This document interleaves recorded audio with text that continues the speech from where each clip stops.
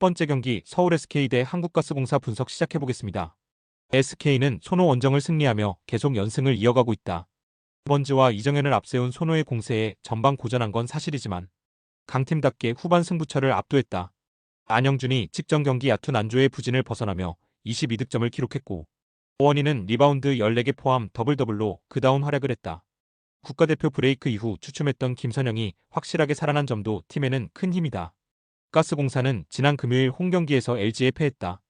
전반 줄곧 리드를 잡으며 승리를 노린 경기였는데 3쿼터 야투 난조가 아쉬웠다. 벨랑겔과 니콜슨이 나란히 야투 성공률 50% 이상을 기록하며 38점을 합작했고 전현우가 3점슛 5개를 성공했지만 김준일과 김낙현 등 다른 주축 선수들의 부진이 아쉬웠다. 그래도 시즌 내내 부진하던 신주영이 모처럼 활발한 움직임을 보여준 것은 인상적이었다. SK의 승리를 본다. 가스공사는 차바이와 전현우, 신주영 등 벤치에서 나와 힘을 보탤 선수들이 있다. 그러나 김낙현의 부진이 뼈아프다. 니콜슨 상대로 집요한 골밑 돌파로 득점을 만들 원희가 있고 김선영과 안영준, 오재현이 특유의 트랜지션을 구사하며 가스공사 수비를 흔들 홈팀이 승리할 것이다. 두 번째 경기 창원 LG 대 고양 손호 분석 시작해보겠습니다. LG는 가스공사 원정에서 후반을 압도하며 역전승했다. 전반 벨랑겔과 전현우 등의 야투를 앞세워 리드를 잡은 가스공사에 고전했지만 후반을 제압했다. 긴 부상에서 돌아와 23분을 소화한 유기상이 특유의 정교한 외곽포를 앞세워 3점슛 4개 16점을 기록했고 마레이는 가스공사 골밑을 유린하며 리바운드 14개를 잡아냈다. 타마요와 마레이는 꾸준하기에 유기상이 힘을 더하면 다시 2위 경쟁에서 앞서 나갈 수 있다. 손호는 금요일 홈경기에서 SK에 완패했다. 전반 근소하게 리드를 잡았지만 후반 극도로 부진했다. 상대의 집중 견제에도 3점슛 5개 포함 19점을 기록했고 번즈가 18점을 더했지만 거기까지였다. 그 두 명을 제외한 선수들의 득점 합이 20점도 되지 않았기에 리그 선두팀 상대로 변수를 만들기 어려웠다. LG의 승리를 본다. 손호도 이정현과 캔바오 등 상대팀에 부담을 줄 선수들이 있다. 그러나 앨런 윌리엄스가 앞으로도 2주 이상 결장해야 하기에 번즈 혼자 나서야 하는 골밑 부담이 크다. 마레이와 타마요가 확실하게 골밑의 우위를 가져갈 수 있을 것이고 유기상과 전성현이 외곽포를 더할 LG가 승리할 것이다. 세 번째 경기 삼성생명 대 BNK썸 분석 시작해보겠습니다. 삼성생명은 3차전 홈경기에서 3쿼터까지 뒤지고 있었지만 4쿼터를 압도하며 승리했다. 상대를 1점으로 막아낸 수비가 결정적이었다. 풀타임 가깝게 소화한 이해란이 16점 10리바운드 더블더블에 성공했고 조수아가 3점슛 3개 포함 13점으로 활약했다. 배혜윤이 득점을 기대만큼 하진 못했지만 골밑 수비의 중심을 잡아준 것도 인상적이었다. 이제 반격에 성공했기에 리버스 스윕을 위한 준비를 마쳤다. 썸은 스윕을 노렸던 시리즈 3차전을 패하며 분위기를 내줬다.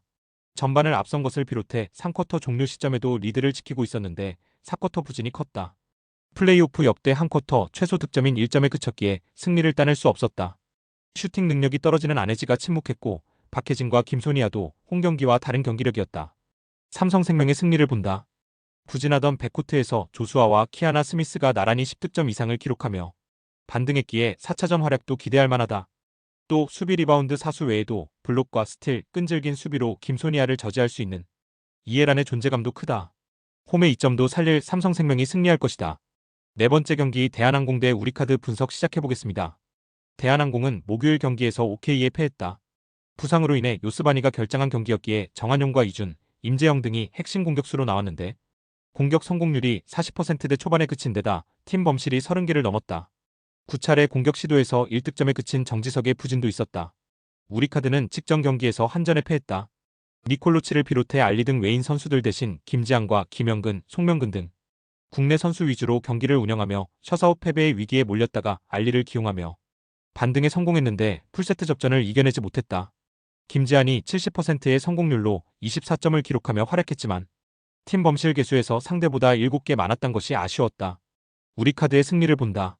대한항공은 플레이오프를 위해 남은 시즌 요스바니에게 휴식을 줄 가능성이 충분하다.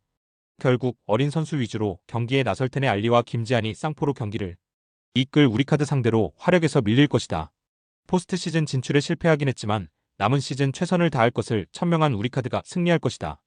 다섯 번째 경기 현대건설 대 대전정관장 분석 시작해보겠습니다. 현대건설은 지난 목요일 원정 경기에서 흥국생명에 승리했다. 피치와 정윤주 등이 출전한 흥국생명에 1세트를 내주며 끌려갔지만 2세트 이후 반격에 성공했다. 모마와 양유진, 김영견 등이 휴식을 취한 경기였지만 정지훈이 블로킹 5득점 포함 25점을 기록하며 공격 성공률 47%로 맹활약했고 이다현이 경기 도중 들어와 역전을 견인했다. 정관장은 지난 수요일 원정 경기에서 기업은행에 패했다. 이미 플레이오프 모드로 들어갔기에 맥가와 염혜선, 표승주 등 주전 선수들을 모두 배제하고 나선 경기였는데 한 세트도 따내지 못했다. 직전 경기에서 30점에 성공하며 커리어 하이를 기록한 이선우가 다시 한번 팀의 공격을 주도하며 18점을 올렸고 전다빈의 활약도 있었지만 팀 블로킹에서 1대 11로 밀린 것이 컸다. 현대건설의 승리를 본다. 두 팀은 2위를 노리고 있지만 시즌 막판 위파위와 박은진, 부키리치 등이 부상을 당했기에 부상 우려로 인해 전력을 다하지 않고 있다. 그래도 정지훈과 이다현, 나연수와 황현주 등이 경쟁력을 보이는 현대건설 쪽으로 무게의 중심이 다소 기운다. 플레이오프 맞상대인 정관장 상대로 모마와 양유진도 출격을 대기할 현대건설이 승리할 것이다.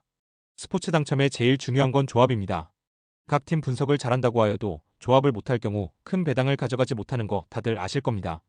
그리고 유튜브에 조합을 올려드릴 수 있지만 좀 더 자세한 정보들과 배당 흐름 및 각종 이슈 등 경기 전까지 어떻게 될지 모르니 조합을 빠르게 유튜브에 올려드릴 수 없는 점 양해 부탁드립니다. 조합 신청은 아래 고정 댓글 링크로 조합 신청 말 걸어주세요. 금전 요구 및 멤버십 가입 조건 일체 없습니다. 좋은 건 서로 나눠 갑시다.